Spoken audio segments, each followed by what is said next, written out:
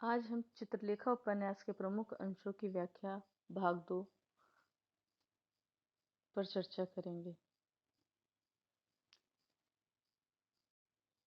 अवतरण 4। नहीं, मेरे जीवन में कोई बात गुप्त नहीं। गुप्त वे बातें रखी जाती हैं जो अनुचित होती हैं। गुप्त रखना भय का द्योतक है और भयभीत होना मनुष्य के अपराधी होने का द्योतक है। मैं जो करता हूँ उसे उचित समझता हूँ, इसलिए उसे कभी गुप्त नहीं रखता। कारण मैं तुम्हें इसलिए नहीं बतलाना चाहता कि अपने दुख से दूसरों को दुखी करना अनुचित है। उपयुक्त अवतरण में बीजगुप्त यशोधरा से अपने और चित्रलेखा के बारे में नहीं बताना चाहता। वह चित्रलेखा से वास्तविक प्रेम करता है और उसके कहने पर ही वह एक दूसरे से दूर हैं, जिससे चित्रलेखा वह दुखी है। इसलिए वह अपने दुख से उसे दुखी नहीं करना चाहता है। वह कहता है, चित्रलेखा के चले जाने से निराश है। उसकी निराशा यशोधरा को चिंतित बना देती है। वह सोचती है कि बीजगुप्त सुंदर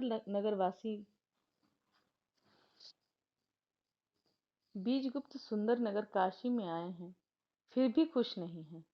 इनके दुखी होने का कारण क्या है, उससे रहा नहीं जाता। वह उसके दुख का कारण जानना चाहती है। बीजगुप्त यशोधरा से यह कहता है कि नहीं, मेरे जीवन की कोई बात छुपी नहीं है। छिपाई वे बातें जाती हैं जो उचित ना हो। किसी बात को छुपाए रखना डर का द्योतक है और भयभीत होना मनुष्य के अपराधी होने का द्योतक है। अर्थात बीजगुप्त के कहने का तात्पर्य था कि वह चित्रलेखा से प्रेम करता है और यह बात उसने सभा में सबके सामने रखी है, तो इसमें गुप्त रखने जैसा कुछ भी न था।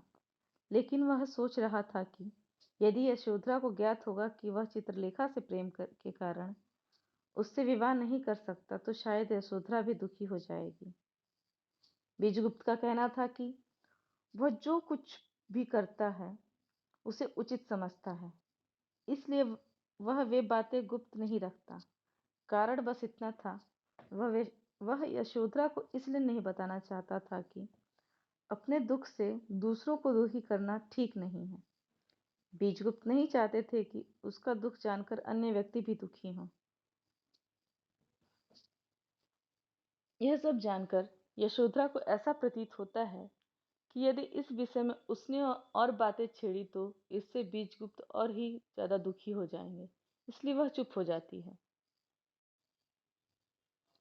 यहाँ बीजगुप्त के चरित्र की एक बात स्पष्ट होती है कि वह निडर और स्पष्टतावादी व्यक्ति है। और यह भी बात कही गई है कि यदि मनुष्य अपने जीवन में कोई कटु सत्य गुप्त रखता है तो वह भयभीत रहता है। अवतरण 5। संसार में पाप कुछ भी नहीं है, वह केवल मनुष्य के दृष्टिकोण की विषमता का दूसरा नाम है। प्रत्येक व्यक्ति एक विशेष प्रकार की मन प्रवृत्ति लेकर उत्पन्न होता है। प्रत्येक व्यक्ति इस संसार के रंगमंच पर अभिनय करने आता है। अपनी मन प्रवृत्ति से प्रेरित होकर अपने पाठ को दोहराता है। यही मनुष्य का जीवन है। उपयुक्त अवतरण में लेखक ने यह बताने का प्रयास किया है कि पाप और पुण्य कोई सोच समझकर नहीं करता।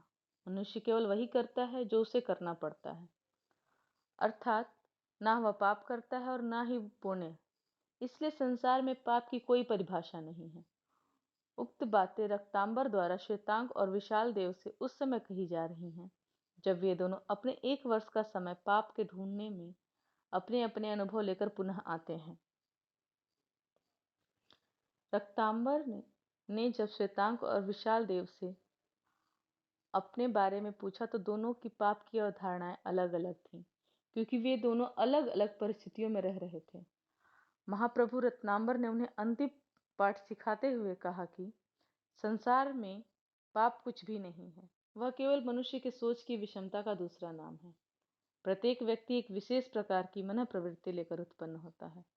प्रत्येक व्यक्ति इस संसार रूपी रंगमंच पर एक अभिनय करने आता है। अपनी मन प्रवृत्ति से प्रेरित होकर अपने पाठ को वह दोहराता है। यही मनुष्य का जीवन है। कहने का तात्पर्य यह है कि मनुष्य जो कुछ करता है वह उसके स्वभाव के अनुकूल होता है, और स्वभाव प्राकृतिक है, अर्थात